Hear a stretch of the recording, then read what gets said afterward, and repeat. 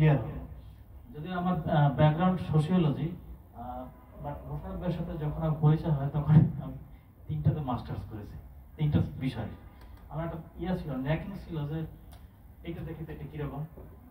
ছেলেমেয়েরা যখন ছোটোবেলাতে আমি এখন পাইলট হবো, কত আমি ডাক্তার হবো, কত বিভিন্ন আমার এই নলেজ কিংডম যেটা, এটা আমি ডাইভার্সিফাইড মোটামুটি চেষ্টা করি বোঝার জন্য, বাট কোনো জন্য গন্তব্য না কিছু।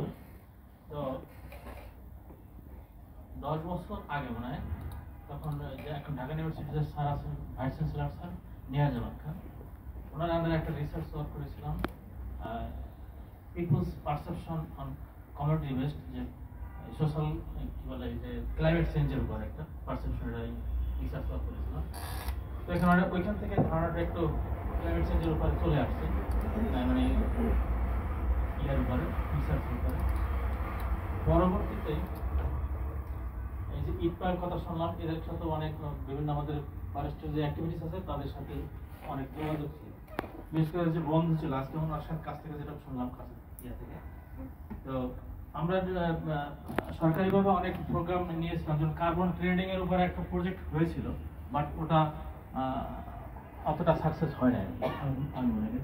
এখানে বন্ধু ছিল, এটা বিভিন্ন প্রজেক্টের মাধ্যমে ছড়িয়ে ছিটিয়ে গেছে, এটার সাকসেসটা আমার কাছে খুবই ইতিবাচক মনে হচ্ছে। এরপরে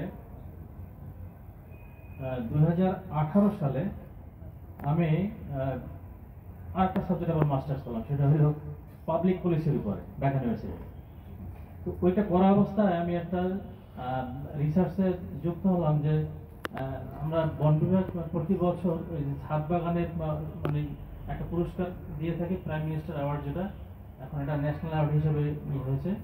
তো সারা দেশে মনে করেন 600-700 অ্যাপ্লিক্যান্টস পাই ছাদ বাগান যারা করে, এর মধ্যে সবচেয়ে ভালো ফার্স্ট সেকেন্ড থার্ড আমরা বিয়ে করে থাকি। তো এটা নিয়ে চিন্তা করলাম যে ঢাকা শহরের টেম্পারেচার ক্রমাগত বাড়তেছে, হ্যাঁ, এবং গ্রিন কমে যাচ্ছে।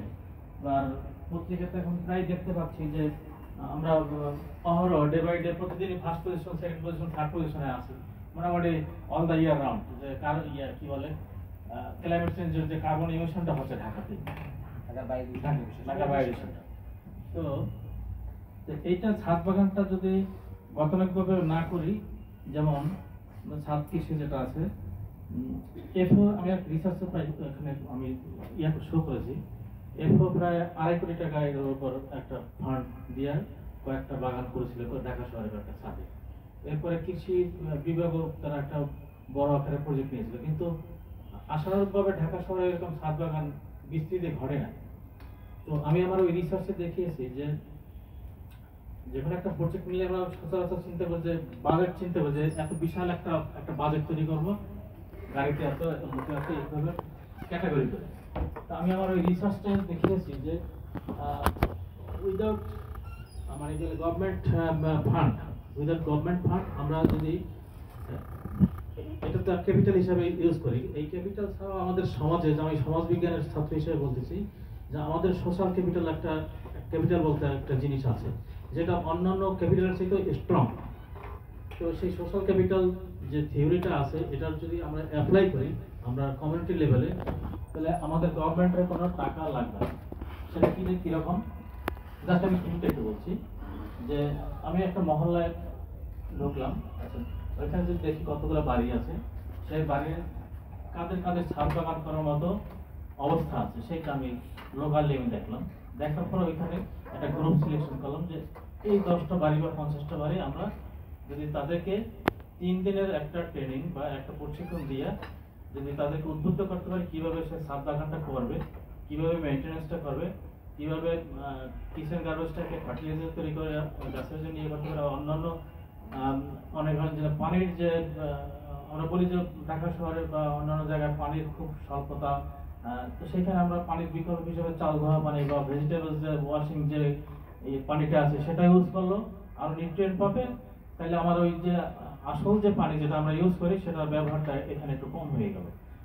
আর যেটা বলেন যে বিনা পুঁজিতে আমি যে ছাদ বাগান বা ছাদ কৃষিটা এক্সপ্যান্ড করবো, সেটার যুক্তিটা হলো এইভাবে যে আমি 20 জন বা 30 জনের ওই মানে বাড়িওয়ালা বা যে মানে বাগানটা করবেন তাদেরকে সিলেক্ট করলাম, করার পরে আমাদের বিশেষ করে ঢাকা শহর বা অন্যান্য বড় শহরে বিশেষ করে এগ্রিকালচার জানাশোনা লোক, হর্টিকালচারিস্ট বা যাই বলি বা এই পেশার বা যারা আছেন, মোটামুটি ম্যান পাওয়ারের ঘাটতি নেই বিশেষ করে সিটি এরিয়াতে। আমরা তাদের মাধ্যমে এনগেজ করে একটা ছোট্ট আকারে 30 জন বা 20 জন করে এভাবে যদি একটা মহল্লা ধরে ধরে ট্রেনিংটা দিতে পারি, এবং এই ট্রেনিং এর জন্য আমাকে সরকার থেকে ফান্ড নেব না, এইভাবে যে আমি একজন বাড়িওয়ালার কাছে যদি বলি যে আপনাকে 3 দিনের ট্রেনিং বাবদ 1000 টাকা বা 1500 টাকা দিতে হবে, অবলীলা সে রাজি হয়ে যাবে। একটা গভর্নমেন্ট একটা সার্টিফিকেট বা ওই প্রতিষ্ঠান একটা সার্টিফিকেট পাবে। এইভাবে যদি আমরা মানে ফলো আপে যেতে পারি, ওইটা আমি পেপারে দেখিয়েছি অনেকগুলো অপশন দিয়ে পলিসি করতে গেলে কতগুলো অপশন লাগে, first option, second option, third, ওইভাবে আমি পেপারটা আমি নিয়ে আসি না। তো ওইভাবে এটা আমরা যদি ইমপ্লিমেন্ট করতে পারি তাহলে বছর 3-এর ভিতরে পুরো ঢাকাটাকে গ্রিন করা যায়। Thank you.